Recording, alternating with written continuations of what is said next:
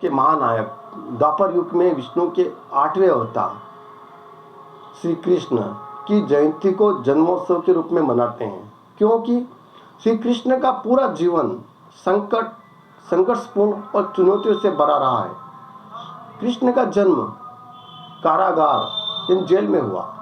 जन्म होते ही मृत्यु उनकी प्रतीक्षा कर रही थी। गोकुल में कृष्ण को अनेकों राक्षसों ने मारने का भी प्रयास किया। कितनी परेशानियां, कितना संकट, कितना डिप्रेशन। श्री कृष्ण से कितना कुछ छूटा। पहले मां छूटी, फिर जो नंद यशोदा मिले वो छूटे, संगी साथी छूटे, राधा छूटी, गोकुल छूटा, मथुरा छूटा। यानी श्री कृष्ण से जीवन पर कुछ न कुछ छूटता ही रहा। नहीं छूटा तो देवत्व, मुस्कान और सकारात्मकता। इसीलिए श्री कृष्ण दुख का नहीं, उत्सव का प्रतीक है।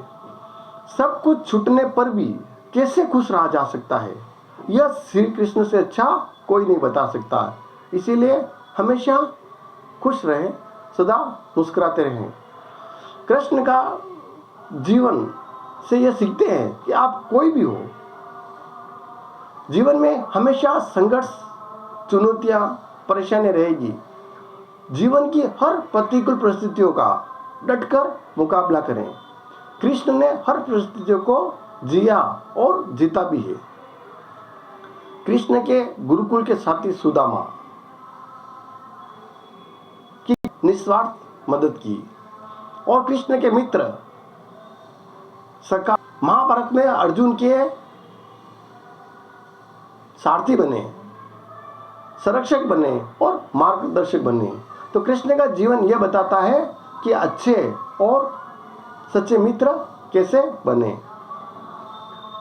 धृतराष्ट्र की भरी सभा में द्रौपदी की मान की रक्षा कर श्री कृष्ण ये बताते हैं कि जिस समाज में स्त्री का सम्मान नहीं होता, वह जो समाज स्त्री की रक्षा नहीं कर सकता, वह समाज आगे नहीं बढ़ सकता।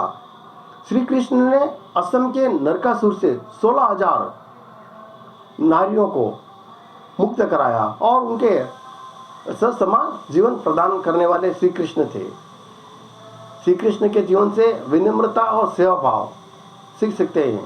श्री कृष्ण ने विनम्रता और सेवा भाव से गुरु सांदीपनी से मात्र 64 दिनों में शिक्षा पाई और विनम्रता से सारा जग को भी जीता। धर्म के पक्ष में थे।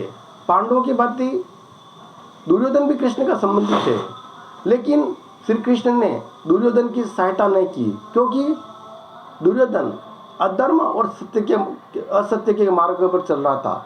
उन्होंने पांडवों की सहायता की, क्योंकि वह धर्म और सत्य की राह पर चल रहे थे। इस प्रकार श्री कृष्ण ने सज्जनता का साथ देने वाले का सहयोग दिया।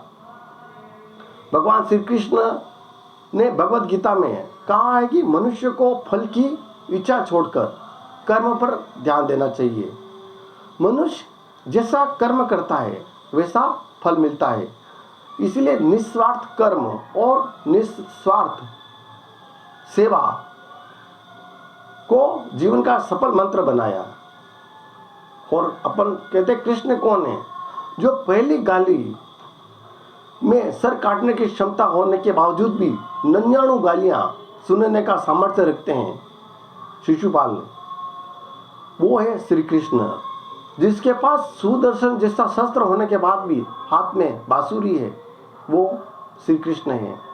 जिनके पास द्वारिका जैसा वैभव होने के पश्चात भी गरीब दीनहीन सुदामा उनका मित्र है, वो है कृष्ण। और सर्व सामर्थ्य होने के बाद भी वो श्री पार्थ के अर्जुन के सारथी बने, वो है श्री कृष्ण। आइए इस जन्माष्टमी पर कृष्ण के जीवन से, उनके जीवन से ये शिक्षा ग्रहण करें। और इन्हीं शब्दों के साथ में भूपेंद्र कुमार रेगर, बिंडर। जय हिंद, जय भारत। बोलिए कृष्ण कन्हैया लाल की जय।